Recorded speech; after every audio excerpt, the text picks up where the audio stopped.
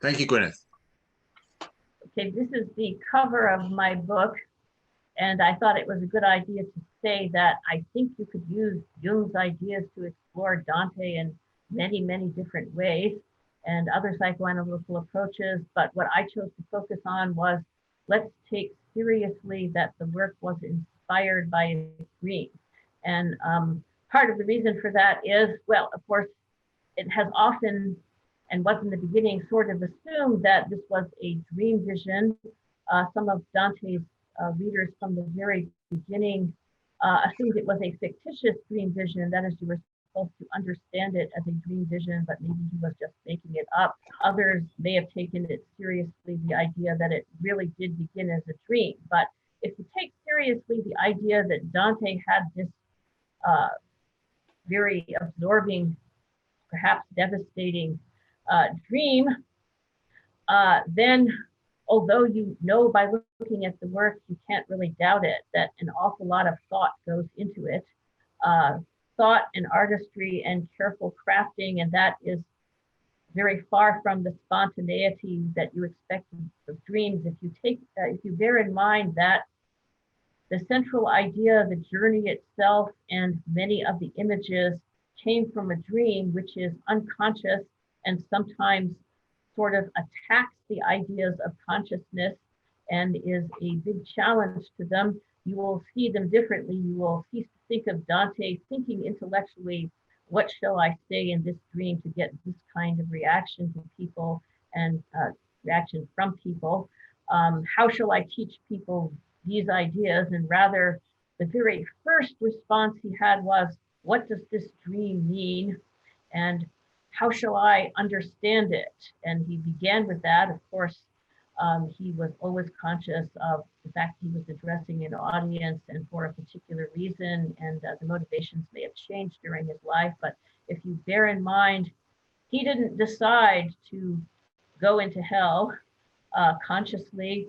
He didn't decide necessarily who he was going to meet there and what they were going to say, even if he decided to spell out things in more detail and maybe even add material. If the original inspiration was unconscious, you will see the work somewhat differently. Can I see the next slide?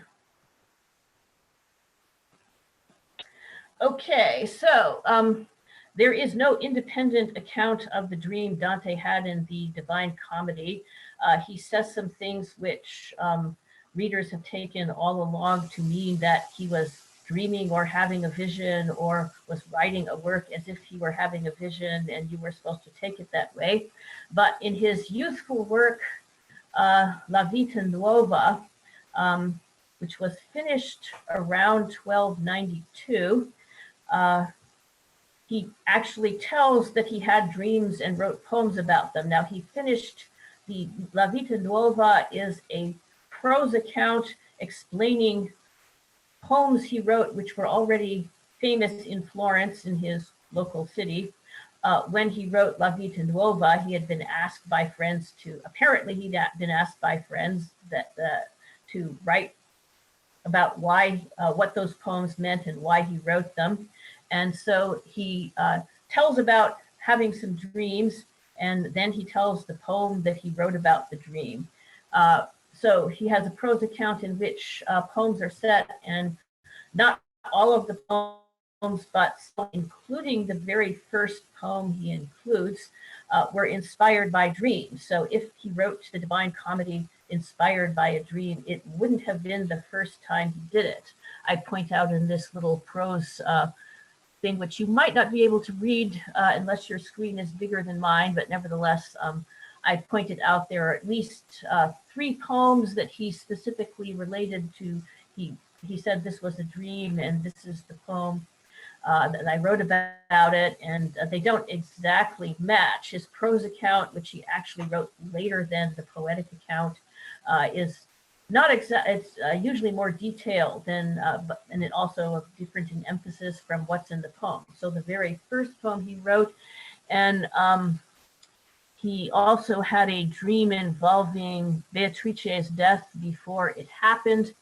And then he had a poem in which he changed the direction of his thinking and decided that he wasn't going to write anything more about Beatrice, who had died, until he could write something about her that had never been written about any woman before. And that can be put down to part of his inspiration for the Divine Comedy, but at that point, overall, it seems that he didn't really know exactly what form that work was going to take, and that wouldn't have been the dream inspiring the Divine Comedy, although certainly anyone who takes the idea seriously that the work was based on a dream might speculate that it actually was. I think some have. Now, I could pause and take questions as we go, or I could go through these slides and make comments on them and then take questions. Is there anyone who wants to ask questions now? If you think you might forget by the time we come to the end of the slides here. Okay, then next slide.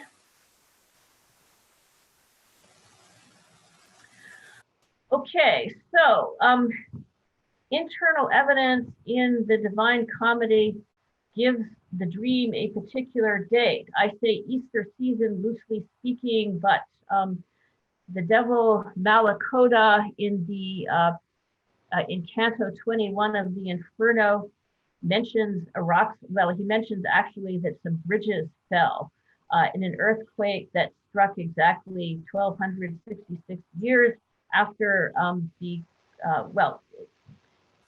bridge fell 1266 years ago during the earthquake at the time of Christ's crucifixion, and most of his early commentators had read the appropriate texts that told them, from which they could deduce that that would have been 34 AD, that Christ was 33 months and some years old.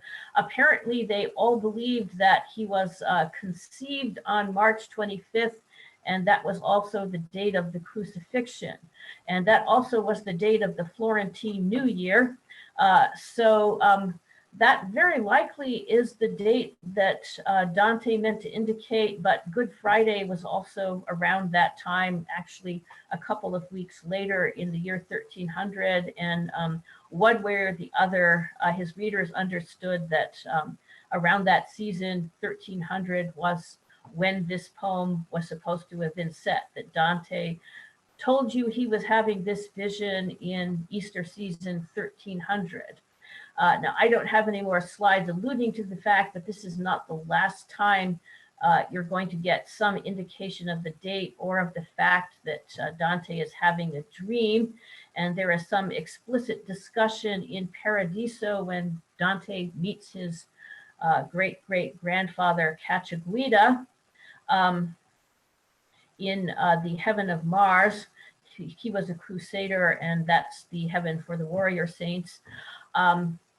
He indicates he thinks he's supposed to wake up again, or he doesn't say wake up, but at any rate, go back to his daily life and write about what he's seen.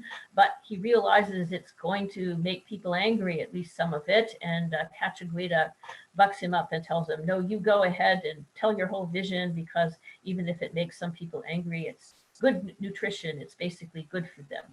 And then in the last two cantos of Paradiso, Bernard of Clairvaux, who is the human being who addresses the prayer to the Virgin so that Dante may be granted his vision of God,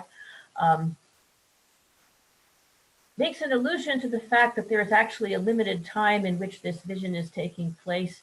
Maybe he's about to wake up, or maybe he's just too tired to take it anymore. I read a whole lot of commentaries where people took it in different ways, but it certainly couldn't be taken to mean this is a lot of people did take it that way. This is a dream vision, and you're not going to sleep forever. So I'd say a lot more, but I better cut it short to fit the time of this dream. And so there are other allusions to the fact that he's dreaming, and any character who speaks in the Divine Comedy, whether it's a soul in hell or in purgatory, they speak as if it were 1300 this season. He doesn't forget this story is unfolding in 1300, although he alludes to a whole lot of events that take place later. They're prophecies and spoken, well, with certain levels of vagueness, but specifically enough so that commentators can figure out what he's talking about.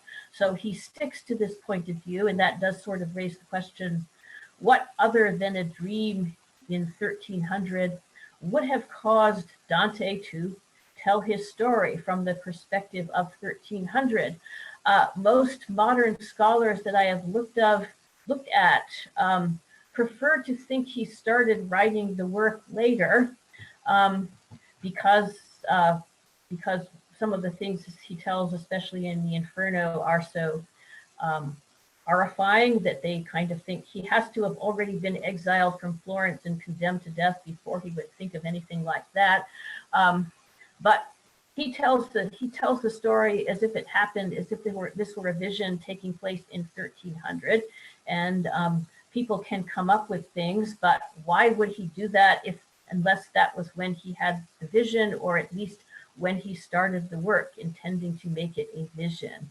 I have heard one proposal, one explanation, which I didn't think was very convincing, but I'll hold off on that unless somebody asks me what that other explanation was. So anyone want to ask a question? Or next slide, please.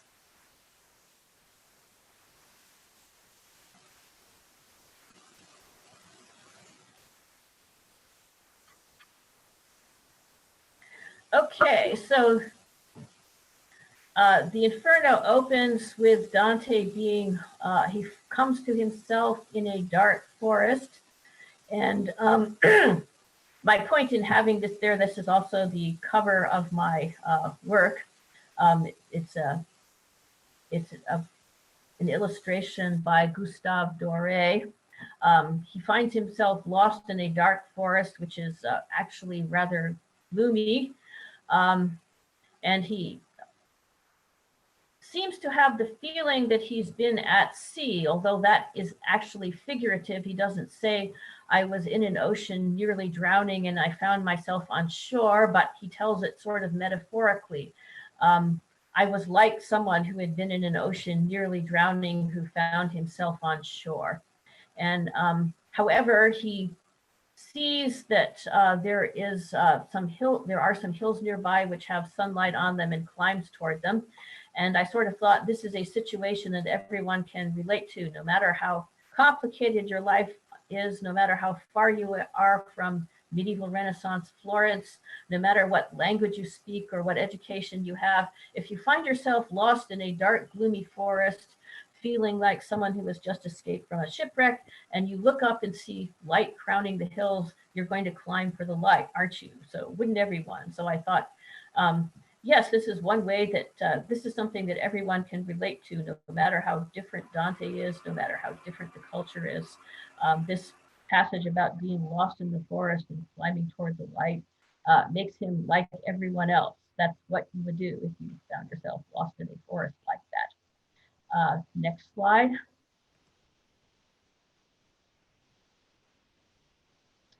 Unfortunately, as he tries to climb towards the light, he is confronted by three beasts.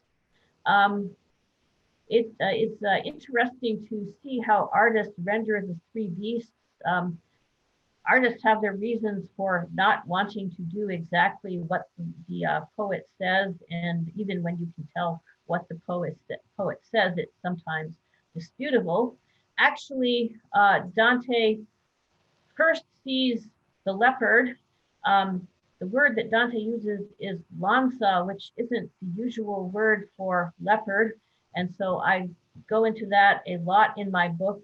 My main point was that since I was interested in this as Dante's dream, it seemed to me the creatures who appear to him are determined less by his sifting through tradition and thinking, what animals can I put in this scene in order to convey my ideas about danger and sin, but rather they were animals that came from his unconscious, and their nature and their number and their arrangement might also be related to Jungian imagery. So the lanza appeared first, and among the interesting points about it is it might have been, he might have used that word because it was a word that was used in Florence for creatures that he actually saw, although they wouldn't have been very common, but they were a creature like a hunting leopard that might have appeared in the menagerie of a great noble or even a king, since kings did occasionally pass through Florence, and Boccaccio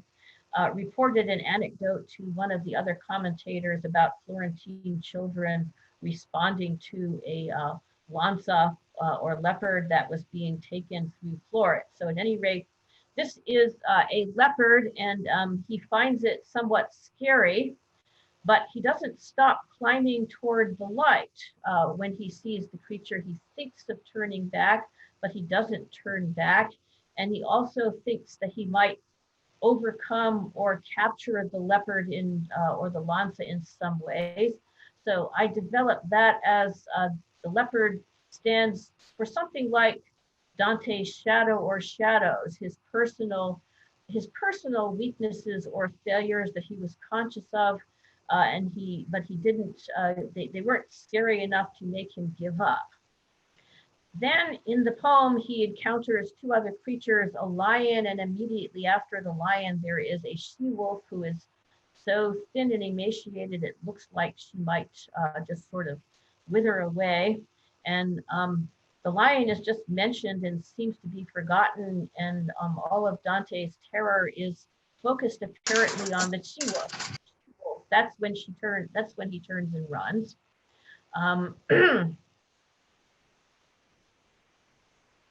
And he turns and runs when he sees the she-wolf. And then okay, the point I was about to make is Doré didn't think the she-wolf was interesting enough to portray, even though she's the one who causes Dante to turn and run. So next slide, please. Have we lost David? I've changed the slide. Can you see it? Yes, I can. Yes. Okay.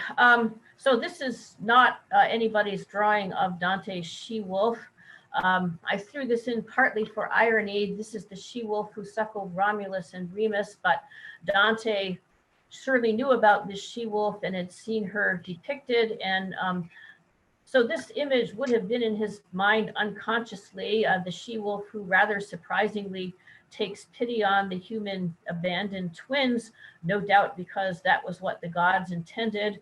But the she-wolf that appears to him in the Inferno is not so maternal as that, and is presumably turning on the children that she is actually responsible for taking care of. Now, there is dispute about the she-wolf, and that was one of the things that I found sort of interesting, is that many commentators on Dante, they take the three beasts who appear as representing the three main levels of hell. So the leopard, one of them represents upper hell, the carnal sins, the incontinent sins, the sins that people have, although their reason hasn't been utterly destroyed. And they argue over whether that's the wolf or the leopard. And the lion, they easily recognize as power and violence. And then the lower level of hell actually represents treachery. And I am convinced myself that if there's an association with one of the beasts, that's certainly the wolf, and I explain why. But if you were trying to think in the abstract of the beast who appears in Western literature, who most obviously represents treachery, you wouldn't necessarily think of the she-wolf, just as you wouldn't necessarily think of the leopard for lust or incontinence. But Dante's earliest commentators and some of the rest have taken the leopard that way because of the way he appears, the fact that Dante doesn't, that he's swift moving but beautiful, and Dante is alarmed but doesn't turn back because of him. But when the lion and the wolf appear,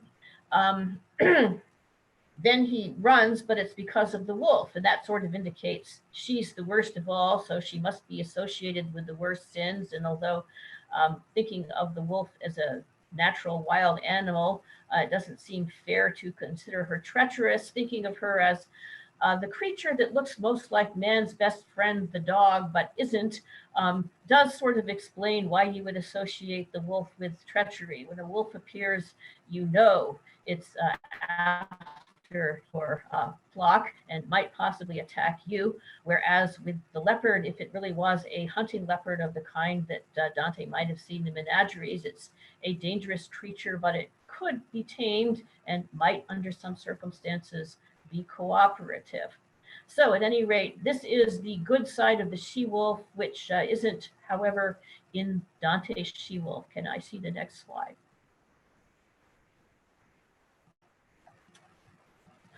Okay, in this Doré illustration, you maybe can just barely make out the she-wolf. She's behind the two poets because they are talking about her. As Dante is fleeing back, perhaps toward hell, he meets the poet Virgil. Actually, he doesn't know who or what he is, but Virgil gradually introduces himself and persuades him, explains to him that as long as the she-wolf is in the way, Dante points to the she-wolf as the reason why he can't climb to the hills that are light covered. Virgil says, no, ultimately she will be chased away by a creature called the Veltro greyhound, or hound as I call him. But meantime, you can't go that way, so let me take you the other way, all the way through hell, where you'll see the souls being punished for what they've done, and then through the place where they are glad to be punished because they know they're being purified so that they can see God. And then you will meet a more worthy guide. And he agrees, but then he soon backs out until Virgil says, well, for one thing, you're being cowardly, but for another thing, let me explain why I came to help you. This beautiful lady came to Limbo and called herself Beatrice and asked me to come and help you. And I am going to be leading you to her. Then he immediately agrees again. And they develop an extremely important relationship throughout the work. He becomes a sort of foster father, but more obviously at the beginning, he's a master to apprentice. He's the master poet, and he has taken Dante under his wing and is not only leading him through hell, but also training him to be a poet. And he will call Dante's son, and little son at times. Dante will ultimately address him as father. He will speak of him as father in the Inferno, but only starts to address him as father in Purgatorio. Okay, but he does explain that the she-wolf is going to remain there blocking the climb to the light-covered hills until the Veltro comes and drives him away. So can I see the next slide? Okay, so the Veltro translates accurately as greyhound, but from what I've read, particularly the book by Holbrook on Dante and the animal kingdom, the creature intended was actually a bigger, stronger dog than the modern greyhound. And I really ought to have gotten myself a glass of water. Maybe I'll have to go get one at some point. But I also did check the Song of Roland because it has references to the same kind of animal in the Old French. And in the Song of Roland, the Veltro or Vautre represents Roland and the knights in some passages. So they really are thinking of a big dog that could attack bears. So I was suggesting we are thinking of a hunting dog here, and it might be somewhat bigger than the modern greyhound. Not that that isn't a big dog, but this one looks sort of like a cross between a Great Dane and a bulldog. So it's the greyhound, but it's not necessarily the modern greyhound. Okay, next slide.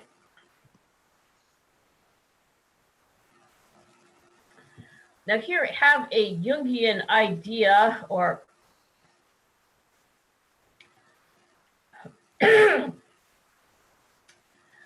the quaternity, when four images appear suggesting the total situation. I suggest that in this dream image, the Veltro is a quaternity with the leopard, the lion, and the she-wolf. But he isn't there, and all of them are there, so this is a very bad total situation that Dante wants to get away from as fast as he can, and that is why he agrees. Well, that is why Virgil proposes the journey through hell. And that is why Dante agrees to it. It sometimes happens in Jungian imagery that as you advance through a quest, the situation changes and is represented by different quaternities. So in Paradiso, that is Purgatorio, but the earthly paradise, the quaternity appears in a slightly different form. May I see the next slide? Did you want to go and get yourself a drink, Gwenyth? I think it'll only take me 2 minutes, and I'll be right back. Thank you. That's fine. Robert Lewis, I don't know if you can maybe unmute yourself. Did you have any thoughts about these four creatures that Gwenyth is talking about, this quaternity? Robert Louis Abrahamson, I'm just wondering if you might have any thoughts on these four characters. No, well, no, you know something, it's always been a part of Inferno that I have skipped over. I'm not too keen on the allegorical things, and I'm not going to get into the discussion of which one stands for which things. And we don't know who the Hound is. It may refer to Henry VII, but that doesn't enhance my reading of the poem. How would you react to them? Are we thinking of them as kind of dream figures rather than allegorical figures then, do you think? Is there a difference? Well, I'm just wondering if it seems to me that Gwenyth is suggesting they come from a dream, perhaps, these figures. Yeah, but when you have a dream of something, then you want to interpret it. And that's, I guess, what allegory is, isn't it? I guess, psychoanalytically speaking, yes. Okay, thank you. Yes. I want to know more about the sort of literary, use of these. I don't know. I think that what puzzles a lot of critics is that Dante's using these animals in ways that are not often used in medieval literature. With the dream motif is quite common, but these animals, they always have animals, but I think this is unusual. So if you want to say that because his dreams inspired it, that's another thing. Yes, I think that was one of the things I did notice, that the animals aren't necessarily inappropriate for the things that critics see in them, but on the other hand, they aren't the most likely, they aren't the obvious, the most traditionally determined animal for that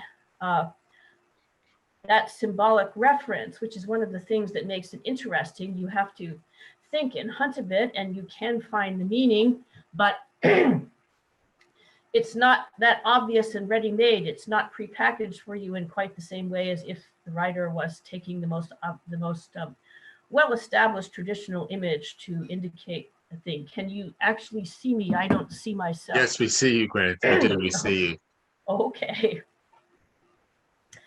So anyway, that was okay. I said quaternity, and I have a picture of only two. So by the time they reach the earthly paradise, Dante has been through purgatory, even if it's only temporary for the purpose of vision. So I put it that he on the human level is now in the Veltro party, because the Veltro actually represents good government.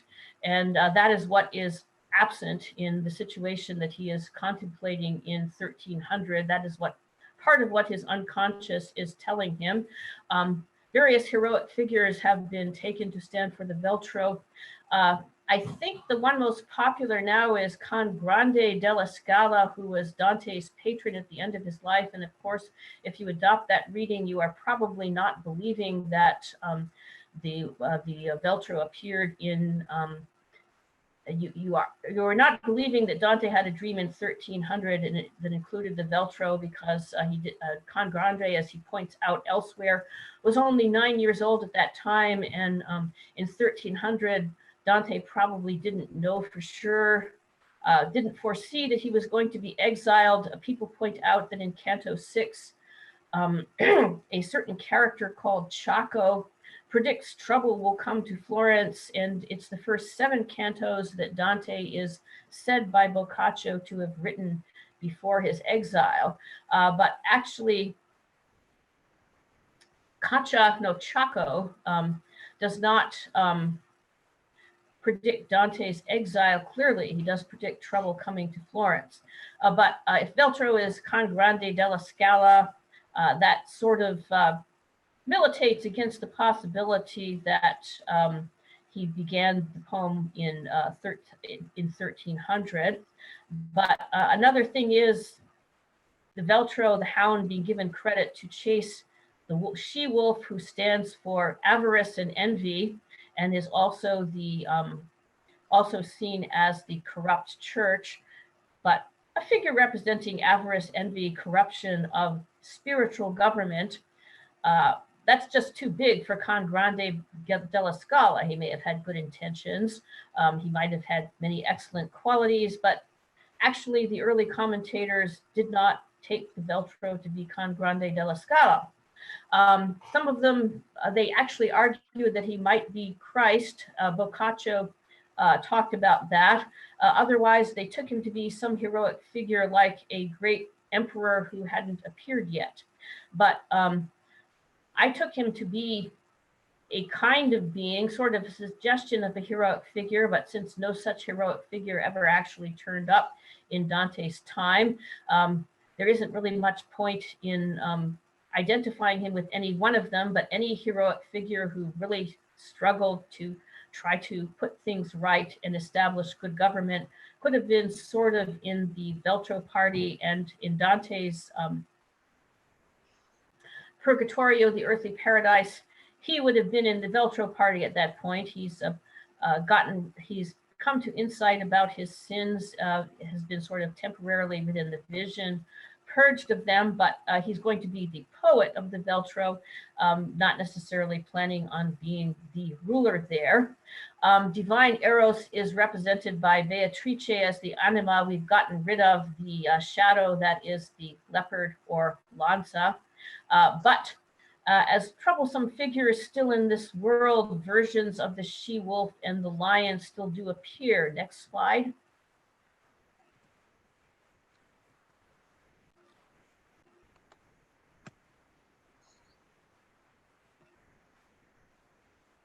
Can you see the next slide? Yes, please. It's there. I have moved on. Why the she-wolf is most terrifying. Can you see that? Okay, well, I've sort of explained why the she-wolf is most terrifying, so why don't you go on to the next slide? Okay, so this is the Doré drawing of the harlot and the giant who appear in the great pageant that takes place in the earthly paradise. Dante sees world history basically evoked in a vision by a tree representing the fate of Adam, and it ends up with the chariot representing the church being carried off along by the giant, along with the harlot who has apparently taken possession of it. And Lupa actually means, Lupa or she-wolf actually means, is a word for prostitute in Latin, and the putana is that on a human level, which means at a greater degree of consciousness. Dante is aware of these two forces as human forces in the human world, still waiting to work out their will on history. And the giant is the correlate of the lion. Now, the lion actually has good and bad aspects, but the giant here is obviously doing the wrong thing. And so is the harlot, whereas you could have said the she-wolf, being sort of on the animal level, might possibly seem to have good and bad aspects too. But here we're talking about the harlot of the Book of Revelations, and the situation playing out in earthly history. Even if Dante comes away from his vision at peace after having after having full confidence in God and the divine plan of the world restored to him, these things still remain to be worked out. Okay, could I see the next slide? We haven't too much farther to go. Okay, this is a picture of Beatrice. She actually does appear in Dante's, she actually does appear to Dante before he sees this pageant. So he is reunited to her in the earthly paradise. And I thought I'd shown her before in this very picture to just show who she was, in that she came to Limbo and recruited Virgil to go to Dante's rescue. But he is reunited with her here, and Virgil actually suddenly disappears. She is the one who will lead Dante through the actual heavenly paradise after they meet in the earthly paradise. So I think I just have a couple more slides here.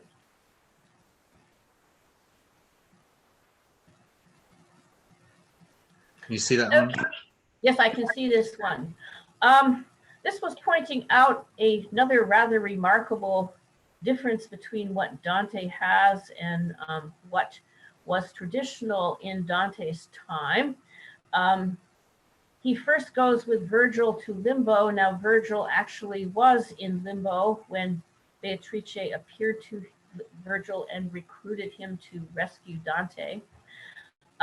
Now, in Dante's time, they had used the word limbo basically of two places. One, it actually means sort of hem or edge. So it was a place on the edge of hell where those who were actually the people of the promise, who are actually saved because they believed in Christ in Old Testament times before he came. But before he came, no human beings had been allowed into heaven.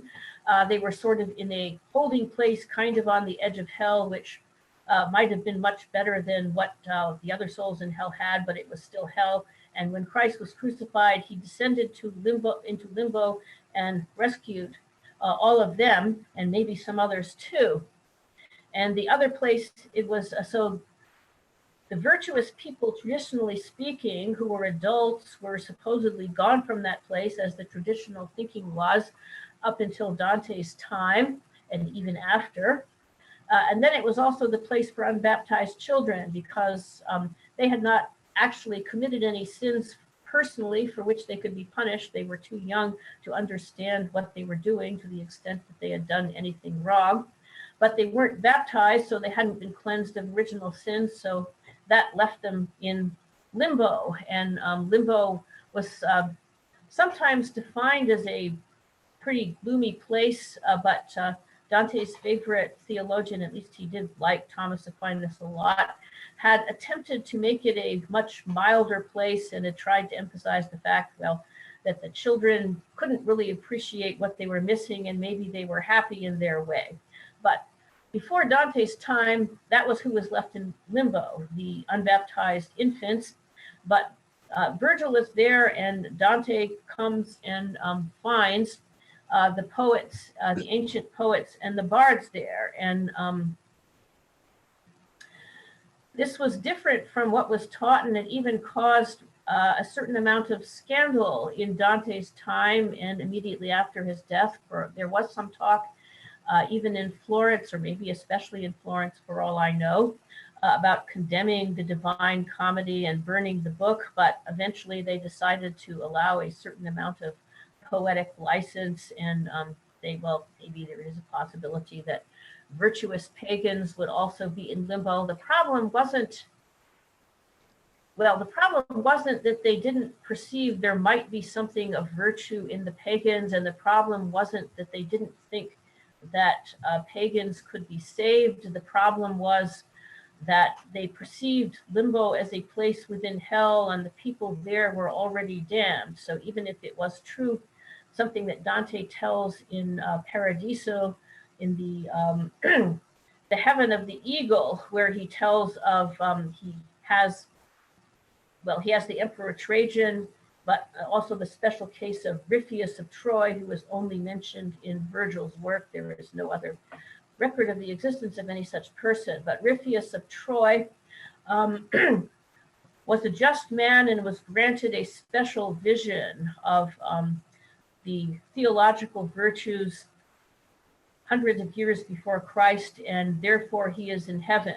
And that was in harmony with some things that Thomas Aquinas said. So it wasn't that they didn't believe that, it wasn't that there was a harsh doctrine in place saying that pagans could not be saved. It was that limbo was perceived as a place where people were already damned. Well, okay, I'm confusing issues and getting a bit ahead of myself, because all of this relates to the question as to whether you can imagine that Virgil was saved, and that's his problem. There are actually some reasons for thinking Virgil might have been granted a special revelation because he wrote the famous fourth eclogue, which was taken in Dante's time and for hundreds of years as a prediction of the birth of Christ. But since he was already in limbo, he was already in hell, and that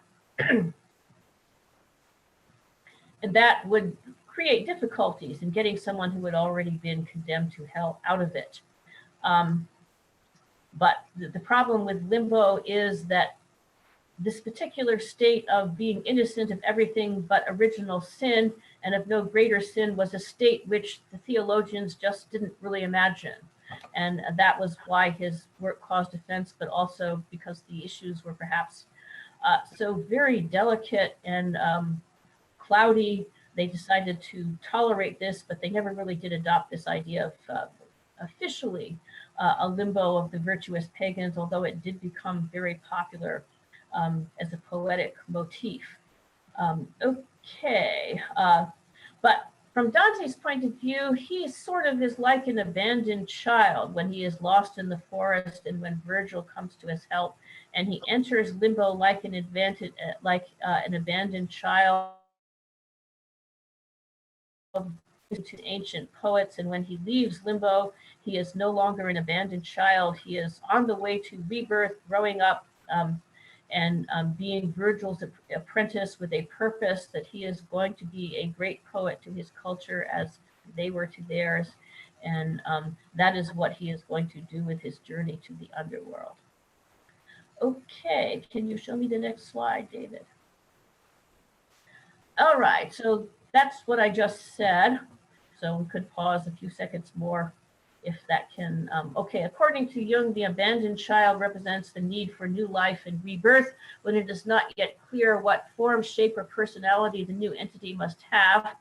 The general idea is that in 1300, although Dante actually was a political rising star and becoming increasingly important, he was also aware that there was a rising political storm, and he was in a collision course. So in his dream, he would feel lost like a child. That is, everything is coming together and creating nothingness. I don't see any way out of this situation. What can I be in order to come out of this alive or with any kind of personality or strategy? And in feeling and thinking that way, he became like a child, and so he correlates to or is like the abandoned children of limbo at the beginning of the story. But he meets the virtuous pagan who doesn't exactly have the same answers Dante's culture has, but he has sort of the promise of an answer because he has been recruited by Beatrice to lead Dante through hell and purgatory. And with that union comes Dante's first step at rebirth and growing up, even though you don't know quite where he is going, because he has actually adopted the attitude of the virtuous pagan, which was sort of on the borders of what he was taught as being good when he was a child, but it's also sort of contrary to the church teachings of its time. So it has some possibilities, but it's also rather suspicious, but he's taken that on, and he is growing up with it. And No one knows quite where it's going to go at this point, but he has making the decision. He's advancing from a regression to complete childhood toward maturing toward a new kind of adulthood. Okay, can I see the next slide, David? Okay, so this is just a longer version of what I just said, no doubt said much better, but it's Jung's speech about the child archetype, and basically the child archetype appears when you know you need something new, but you don't know quite what it will be. So the child appears, say, this child will grow up to solve our problem, but we don't quite know how that child is going to do it until the child does. Okay, may I see the next slide?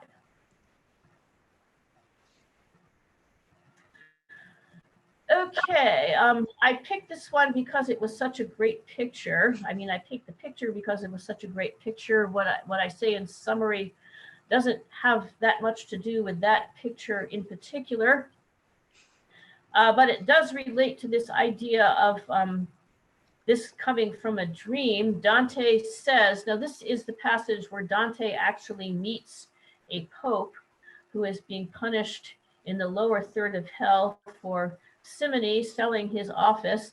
Now the Pope isn't the only one who is being punished for that kind of thing. As you see, several other pairs of feet sticking into the air. People who do that, their punishment is to be buried head down. And with the popes, all the other simoniacal, the other popes who sold their offices are buried below. But Dante says when he saw this, it reminded him of his own baptistery of St. John the Baptist in Florence.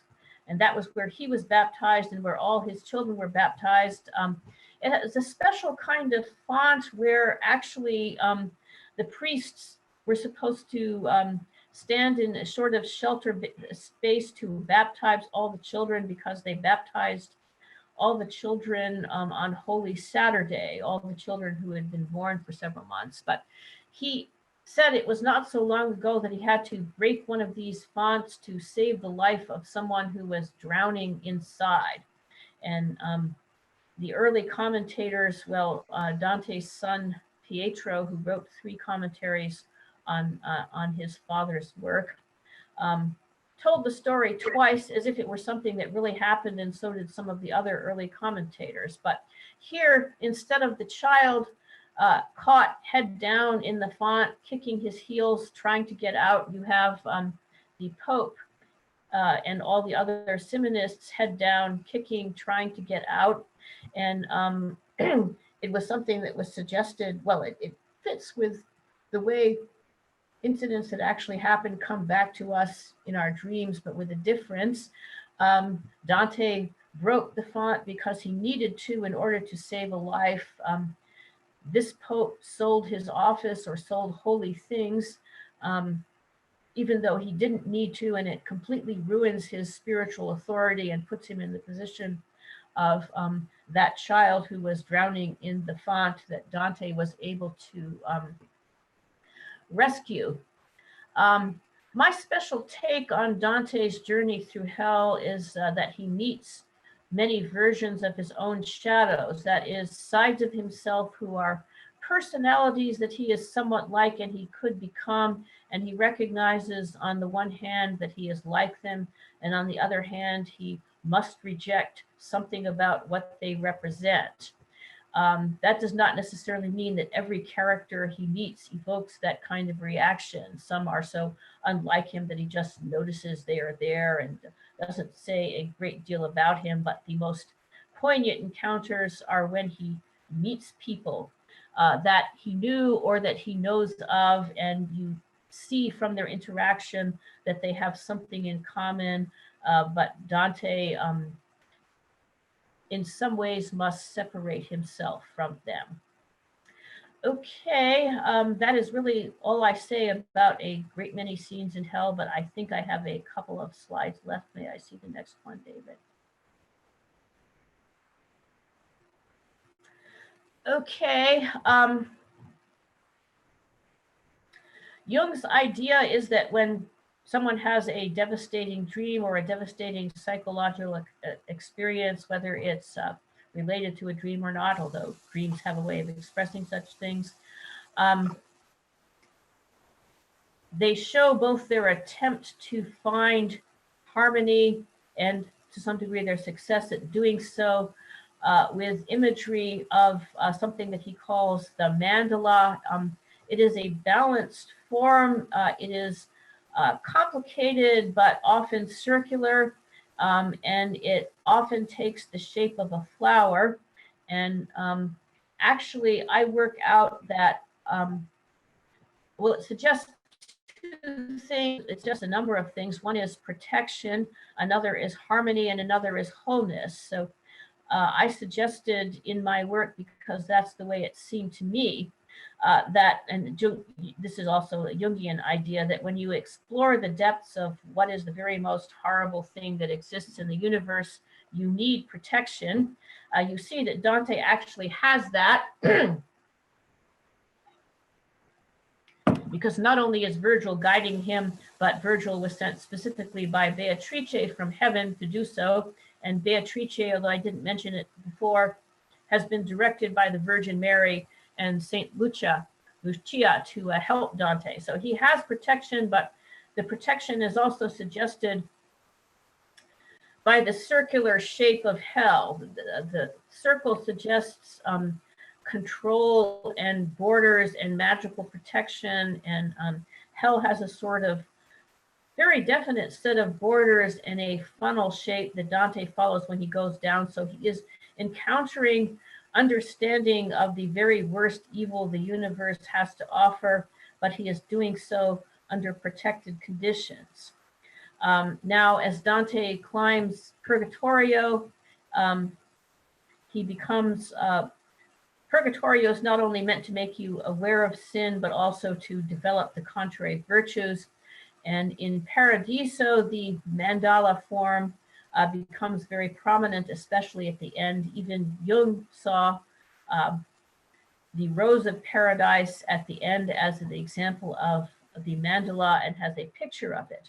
Now, what the Rose of Paradise is actually outside the material heavens, because as Dante sees it, there are 9 heavens, which are really the astronomy of his time, the structure of the heavens. The earth is circled by the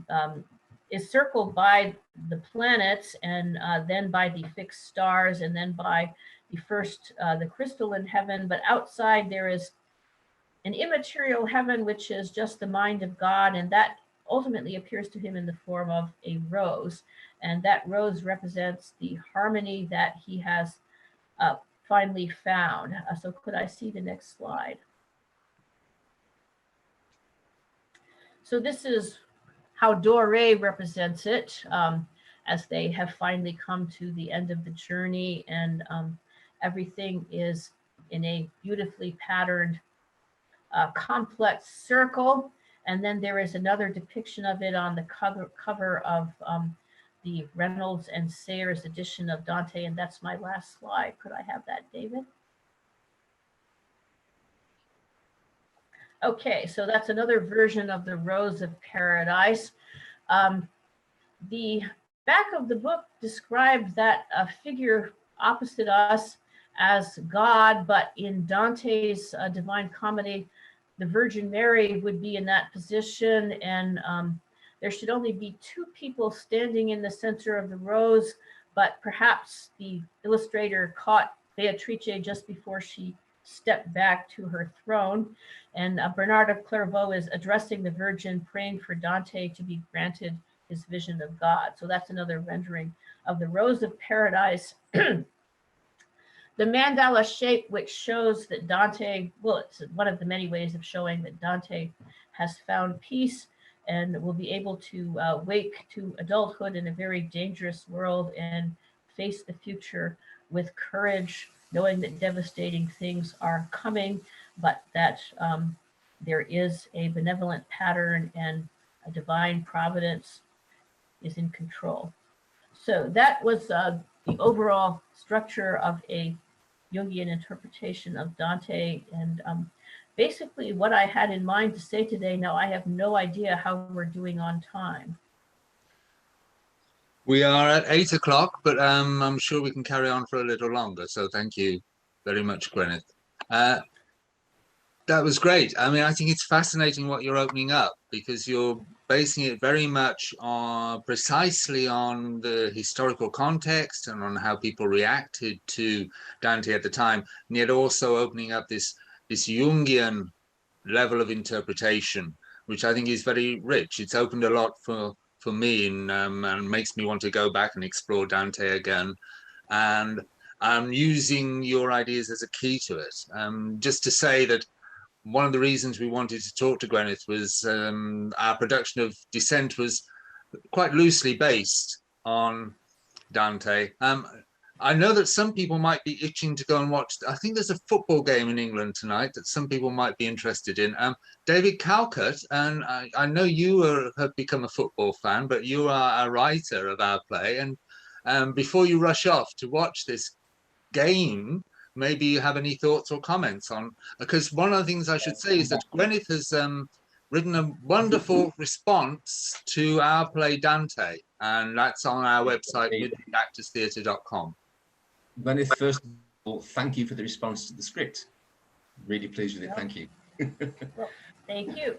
No, I found that really interesting. I mean, I've on and off, I can't call myself a student of Dante or of Jung, in that I'm a bit of a butterfly reader. I kind of read what interests me and then skip on to something else and kind of keep jumping from one thing to another. But I have read, I do know obviously the basic things about Jung, and I have actually read the Divine Comedy twice, all that in translation, of course. I mean, your talk did crystallize for me sort of several kind of vague thoughts I'd had, especially when I was assigned this task by David Allen to write a play based on the Divine Comedy. Not at all daunting. So obviously I began thinking straight away of because it is posed as a dream. When I was rereading it then, I was looking for all those dream symbols that you were kind of referring to. And so I found it really interesting that your talk has crystallized a lot of those vague thoughts I was having while writing the play. I mean, I'm glad. With the script, obviously, I went in other directions, not just encompassing Dante, but looking at other myths and other descents into other underworlds. And it did strike. One of the things that did strike me was that all of the various myths I came across, and including the work of Dante, they all have certain symbols and archetypes in common that were common across everything that I was coming across. I was just seeing that they all seem to enmesh into one, and so it struck me that quite possibly this idea of the underworld and of a journey through the underworld is somehow linked to some kind of Jungian kind of archetype. It seems to go way back into human imagination. The idea of a descent through an underworld and then a rising out of that descent. Yes. Yeah. Yes. I mean, I could ramble on, but the football match is calling me, so I'll stop. Okay. Enjoy the football game. Yes, Jung does talk about the Nekia, which is the title that's sometimes given to the Book of the Odyssey, where they consult the ghosts. But as for the journey into the underworld, there are some of those that are distinctive. And Dante was very much influenced by Virgil's journey to the underworld. Yes, I saw that. Virgil was his teacher. So yes. He actually imported most of Virgil's underworld. I suppose his unconscious could be said to have done that into his Divine Comedy, with a difference, but most of it, a whole lot of its features are there, including Elysium. which Yeah. is sort of in limbo. When we were when you went to get your glass of water, Gwenyth, we were talking a little bit about the four animals and this quaternity you talk about. Rebecca P put in the chat, she said Jung's idea of symbol is different from allegory, because are these characters, are they dream figures, are they allegory, are they symbol? Jung's idea of symbol is different from allegory. Maybe Gwen can address this when she gets back. Well, that's a very sophisticated and abstract question. So I could basically say it's true that Jung's idea of symbol and allegory are different. And however, on the other hand, a symbol could be a sort of allegory, even if that isn't mainly what you're interested in.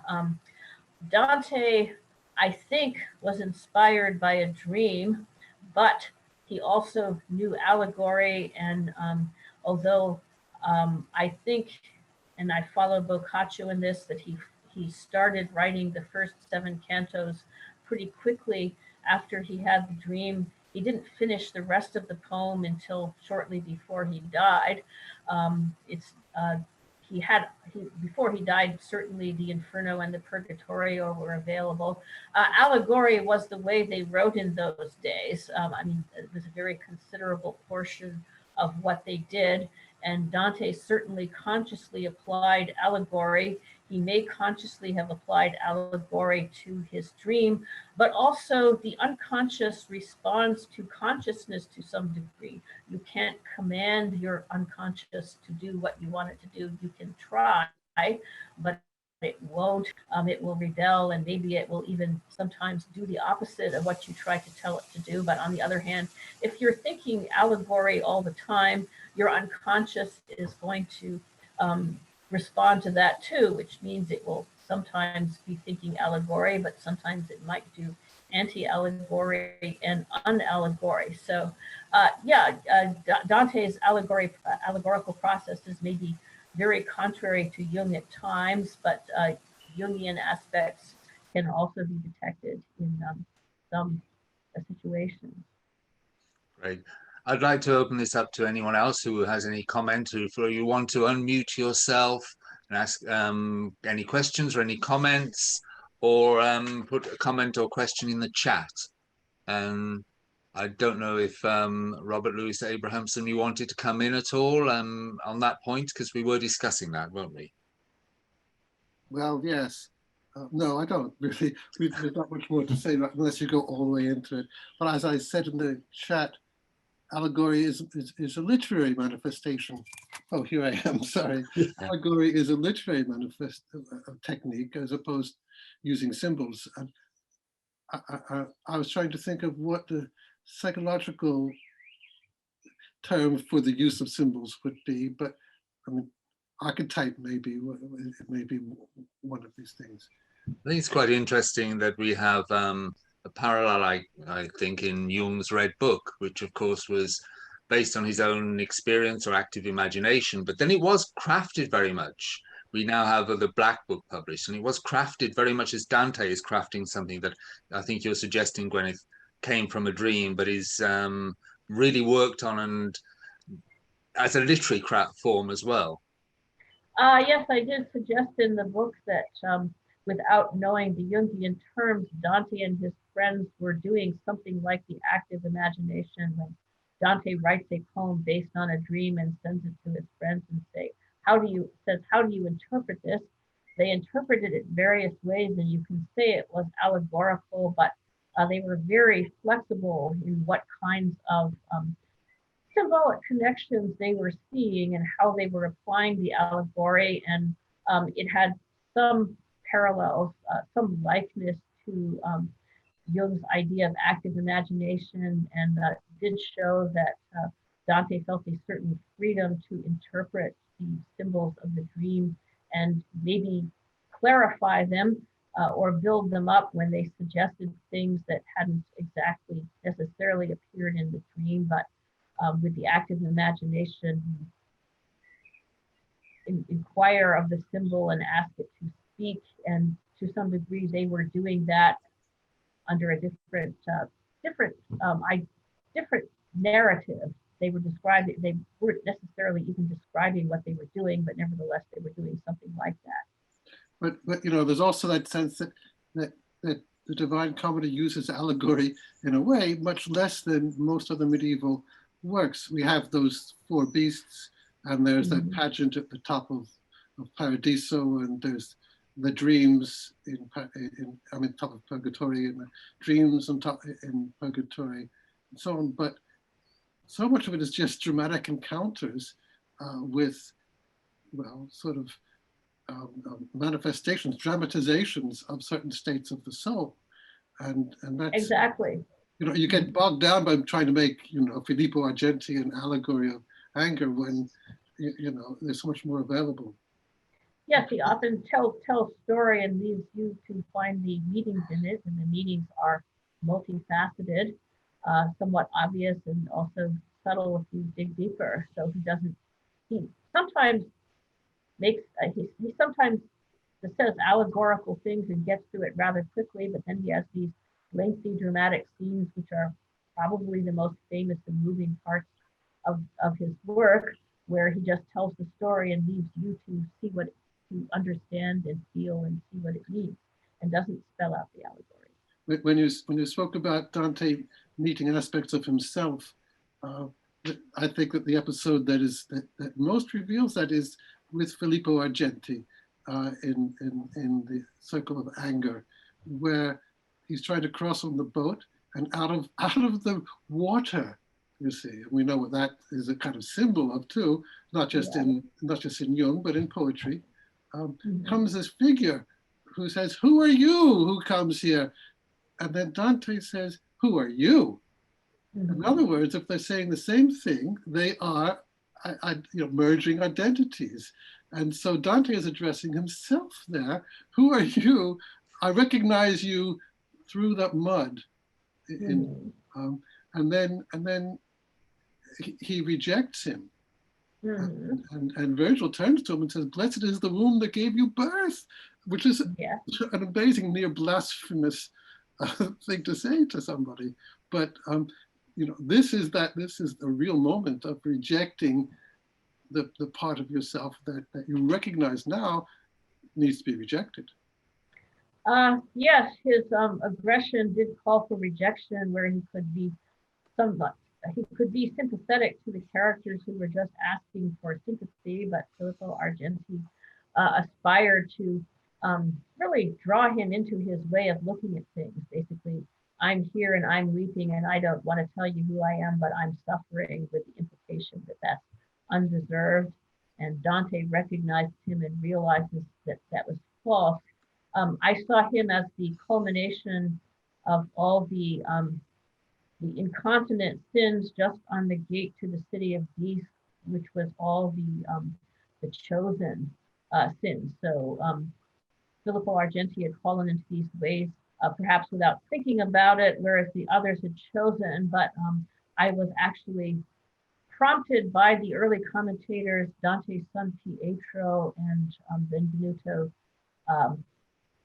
da Imola, to see it that way, that they actually see Argenti not representing simply violence and anger, but also pride in its incontinent sense, just before the gates of the city of geese. So Dante rejects that and rejects that kind of sin. And that is an allegorical reading, but there still is obviously a psychological element to that. He realizes he has to exert himself and exert his will at this point, not to fall into that kind of thing. I just wanted to make a comment on, Rizwan has posted in the chat, are you doing a Zoom like this for Ibn Arabi's text, which surpasses the likes of Dante and Jungian thought and writing? And how does Ibn Arabi fit into your Dante piece? This is a complex question. We actually started with the fact that these two writers, Ibn Arabi and Dante, were 100 years apart, and obviously from very different cultures. And yet they both wrote, well, Ibn Arabi wrote The Interpreter of Desires, which is a series of poems, which is about at the heart of it is a kind of Beatrice figure. And so these two writers paralleled each other, and we tried to put them together in some way as our starting point anyway, our inspiration. the poems got lost somewhere along the way, I think, but Ibn Arabi's thought, I think, is there in the play, in the way we're approaching. A lot of the imagery in the play, or a great part of the imagery in the play, comes from certainly from my reading of early reading of Ibn Arabi's poetry, and especially the kind of the desert imagery, the whole setting of the play, in a sense, for me anyway, came from Ibn Arabi. I mean, in fact, I'd like to explore his work more deeply at some further point. Well, I think it will also, if we do this sequel, Ascent, I think it will be there again. And I know this is a question I put to Robert Louis Abrahamson when he did a talk recently, because I do keep seeing these parallels between the two of them in terms of, was Dante some kind of mystic? Did he seek some kind of vision? Because that is certainly there. There are parallels with works of Ibn Arabi where he talks about the alchemy of human happiness, for example, where there is an ascent through the heavens. Yeah. Well, I heard Ibn Arabi brought up, and I saw various parallels, and I went in pursuit of them. But at that time, it might have been very remiss of me, but I was unable to locate a good translation. Can you recommend one? It depends what text we're looking at. There is a new translation of the Interpreter of Desires, which I will look up for you and send you a link for that, because I think it is. And Isabel, I know you've put a question in the chat about, I wonder if you could say more about Dis. Isabel, did you want to just explain your question a little? Yeah, Gwenyth. You know the Jungian analyst Donald Calcutt, and he uses the idea of the Inferno. Yes, I greatly appreciated his book, but what was your question? I wonder if you could say more about what you thought of the character of Dis. Okay. I'm trying to recall what, I mean, he saw Dis as being the one who caused division or doubleness, but I'm not sure how far I followed his point or dispute. That certainly is in a general way true, but I did see the character of Dis in Dante is called Dis, and Dis is Lucifer and Satan. The Dis is used most often, and historically speaking, the reason might be that is what Virgil called him, even though it doesn't really fit terribly well. I was fascinated by Calcutt's use of the word Dis and tried to track it down. Where did this particular idea of Dis meaning dispute and doubleness come from? And I found hints to suggest that it might be so, but I couldn't really find the details that I was looking for. It was interesting that Dis is supposed to be the ruler of hell, but he is actually trapped at the bottom, unable to do much except to inspire. But I guess the short answer to that is I noticed, but that is not the aspect of Calcutt that I really followed up on in the most detail. But if you could say a little bit more about what you were noticing, maybe I'd remember some other aspect of it. Well, I was following the idea that he talks about the child soul who is trapped in a kind of limbo, and there are characters around who may seem to be protectors, but if the child makes any attempt to escape from limbo, they may sort of transform themselves into demons, and it becomes apparent that they are torturers, or they're the ones who wish to trap them. But on the other hand, if a child but people do have a way of getting out of this, and in some cases, if someone sacrifices himself, and that was sort of the Christ imagery, that character might the Dees character might suddenly turn benevolent or not turn out to be quite so horrible or tyrannical as it seemed. And the reason behind this was all comes from, if we're looking at this from the point of view of the human personality, the self, these archetypal images ultimately come from there, and the self is really trying to protect the child's soul from something unbearable, and all sorts of forms of suffering might seem bad to you, but from the point of view of the tyrannical archetypes, there's something worse out there. So the line I took on that is, there actually does seem to be a blurring between Dees and the divine creator. And so I thought, well, it's true, everyone in hell, everyone in hell below limbo. I guess that ironically is somewhat different from what Calcutt was looking at, but limbo is the most protected place. Everyone in hell below limbo thinks of God as a tyrant, and Virgil himself may not have thought of God as a tyrant because his standards were lower than Dante's. That is, hey, we're in a fairly nice, peaceful place. It's not really where the privileged people are, but it's comfortable. We get diversions in games, and we get memory. It's not so bad, and he didn't consider a God a tyrant because it fit into his ideas of fairness, but his ideas of fairness were sort of contracted beyond what a lot of people would think. But anyway, everyone below limbo thinks of God as the tyrant, but only the blasphemers are uninhibited enough to say so.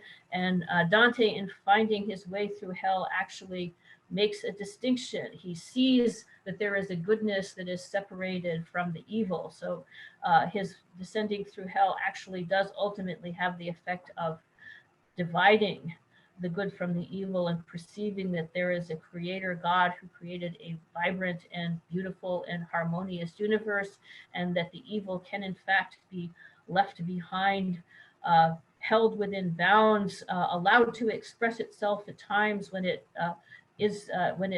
contributes to the divine plan, but restrained from harming the innocent. That was indeed sort of what I said in the passages where I dealt with Calcutt. Okay, thank you. Thanks very much for that. Yes, thank you, Gwenyth. I think we should really wrap it up. But there's, if you get a chance to look at this piece that Gwenyth has written about our play, she ends it with, our play ends in a vision of a sort of hope at the end for the characters. And Gwenyth saw, or she had her own hermeneutic reading of this text, and she imagined a child at the end of this play. And we looked at the text and we thought, well, there is actually a child figure at the end of this play. But now when I look at that final scene, I think of what you're saying really about the child archetype and the child embodying the hope and the renewal that all of our characters go through. Rebecca P in the chat mentioned some names that really, Henri Corbin, James Hillman, these are all very important, influential figures in our way of thinking and the way we're approaching dissent. And so I think we're going to probably have to do more of these seminar series to cover all these fascinating topics. But thank you so much, Gwenyth. I mean, that was wonderful today and really fascinating, really stimulating. And now I just can't wait to get hold of the copy of the book. So thank you. And thank you everyone who's joined us today. And if you have also for the other seminars we've had and I hope to see you again soon. Thank you again, Gwenyth. Thank you very much. Thank you very much and have a nice evening.